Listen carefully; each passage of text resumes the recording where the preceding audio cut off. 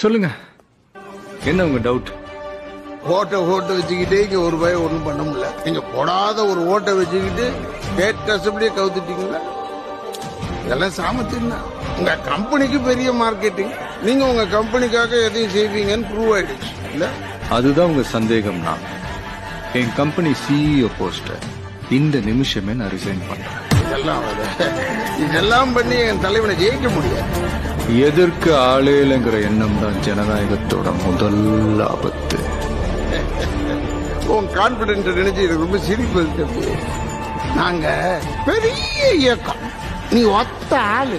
ட்ரெயின்ல இருந்து தூக்கி எறிஞ்சப்ப காந்தி கூட ஒத்தாளு தான். ஒத்தாளு கூட்டமா மாறுறதும் கூட்டம் ஒத்தாளா மாறுறதும் இப்பெல்லாம்